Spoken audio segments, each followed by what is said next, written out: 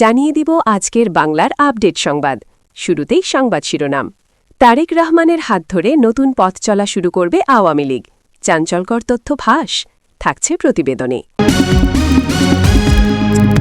স্বাধীনতা দিবস ঘিরে চমক, আওয়ামী লীগের প্রত্যাবর্তনে জল্পনা, থাকছে প্রতিবেদনে। বঙ্গবন্ধুকে মুছে নৈরাজ্যের বাংলাদেশ করতে চায় জুলাই জঙ্গিরা, থাকছে প্রতিবেদনে।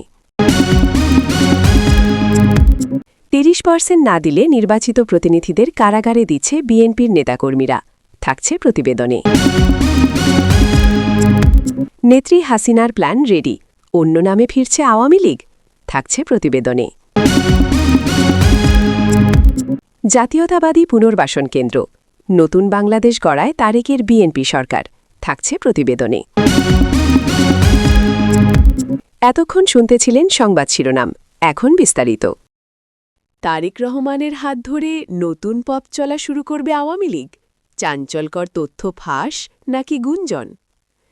দেশের রাজনৈতিক অঙ্গনে নতুন করে তোলপাড় সৃষ্টি করেছে একটি চাঞ্চল্যকর গুঞ্জন। বাংলাদেশ আওয়ামী লীগ নাকি তারেক রহমানের হাত ধরেই নতুন রাজনৈতিক পথ চলা শুরু করতে যাচ্ছে।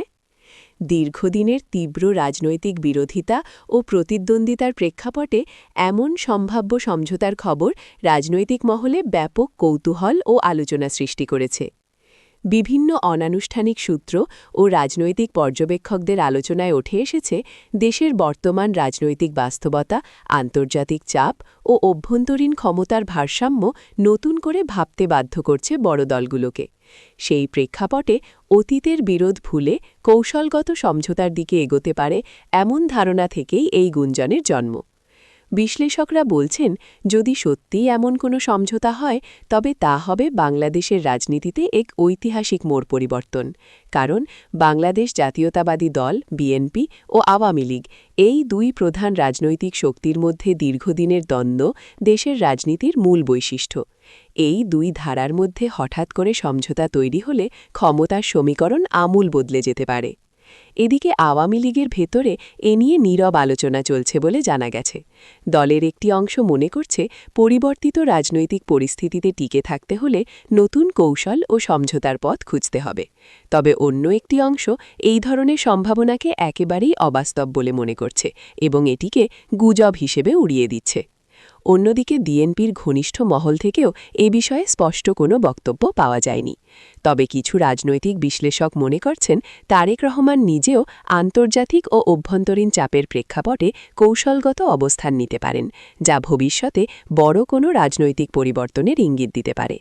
রাজনৈতিক পর্যবেক্ষকরা আরও বলছেন, বাংলাদেশের রাজনীতিতে অতীতে নানা সময় অপ্রত্যাশিত জোট, সমঝোতা ও কৌশলগত পরিবর্তন দেখা গেছে, তাই পুরোপুরি অসম্ভব বলে কিছুই উড়িয়ে দেওয়া যায় না।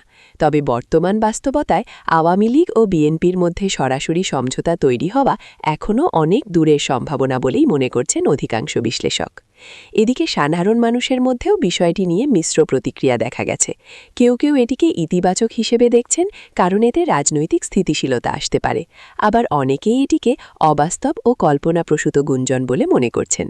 সব মিলিয়ে তারেক রহমানের হাত ধরে আওয়ামী লীগের নতুন পথ চলা শুরুর যে আলোচনা তৈরি হয়েছে তা এখনও নিশ্চিত তথ্যের চেয়ে গুঞ্জন হিসেবেই বেশি বিবেচিত হচ্ছে।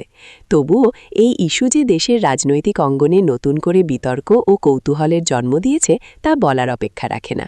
এখন সবার নজর রাজনৈতিক দলগুলোর আনুষ্ঠানিক অবস্থানের দিকে। আসলেই কোনো চমক আছে নাকি এটি শুধুই গুজব, সেটিই সময় বলে দেবে। বঙ্গবন্ধুকে মুছে নৈরাজ্যের বাংলাদেশ করতে চায় জুলাই জঙ্গিরা, বিতর্কে উত্তপ্ত রাজনীতি।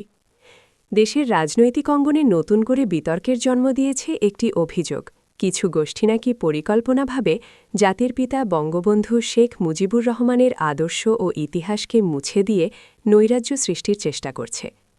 জুলাই জঙ্গি নামে চিহ্নিত এসব গোষ্ঠীকে ঘিরে সামাজিক ও রাজনৈতিক মহলে চলছে তীব্র আলোচনা ও পাল্টাপাল্টি বক্তব্য। বাংলাদেশ আওয়ামী লীগ ঘনিষ্ঠ বিভিন্ন সূত্র দাবি করছে, দেশের স্বাধীনতার চেতনা ও ইতিহাসকে বিকৃত করার একটি সুপরিকল্পিত প্রচেষ্টা চলছে।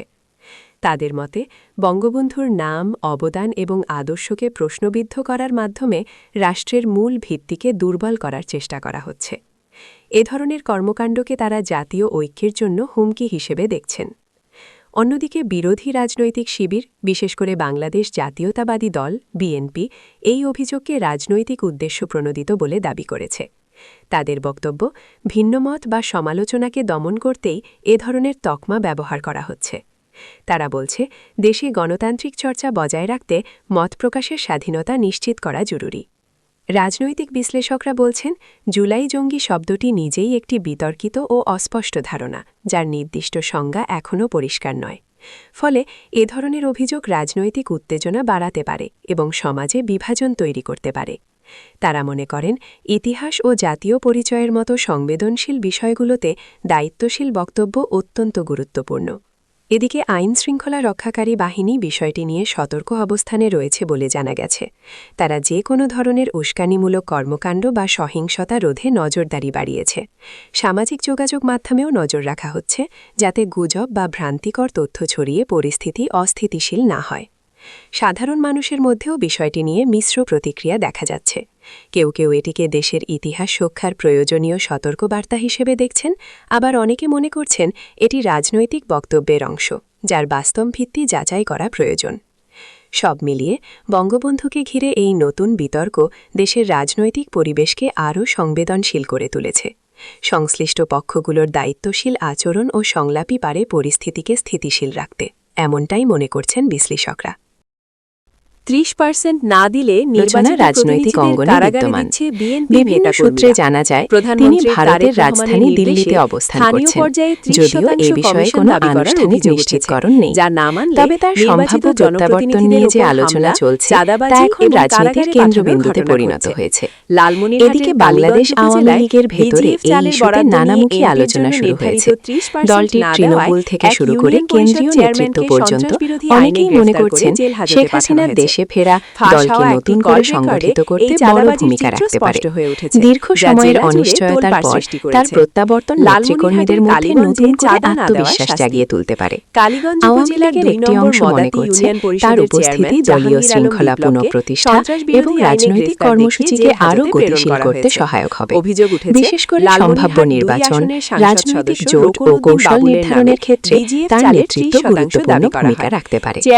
অন্যদিকে বিরোধী শিবির, বিশেষ করে বাংলাদেশ জাতীয়তাবাদী দল বিএনপি, এই পরিস্থিতিকে গভীরভাবে পর্যবেক্ষণ করছে।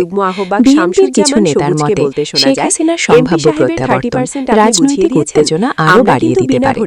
তারা আশঙ্কা করছেন, যদি এই প্রত্যাবর্তন কোনো ধরনের রাজনৈতিক সমঝোতা বা আলোচনার বাইরে ঘটে, তাহলে তা নতুন করে সংঘাতের জন্ম দিতে পারে। বিএনপির অভ্যন্তরেও এ নিয়ে কৌশলগত আলোচনা চলছে বলে জানা গেছে। দলটি পরিস্থিতি অনুযায়ী তাদের রাজনৈতিক অবস্থান নির্ধারণ করতে চায়। কিছু বিশ্লেষক মনে করছেন, শেখ হাসিনার প্রত্যাবর্তন হলে বিরোধী রাজনীতিতেও নতুন করে পুনর্গঠন বা কৌশল পরিবর্তনের প্রয়োজন দেখা দিতে পারে। এদিকে বাংলাদেশ জামায়াতে ইসলামী সহ অন্যান্য রাজনৈতিক দলগুলোর মধ্যে বিষয়টি নিয়ে আলোচনা শুরু হয়েছে। তারা পরিস্থিতি পর্যবেক্ষণ করছে এবং সময় অনুযায়ী নিজেদের অবস্থান নির্ধারণের প্রস্তুতি নিচ্ছে।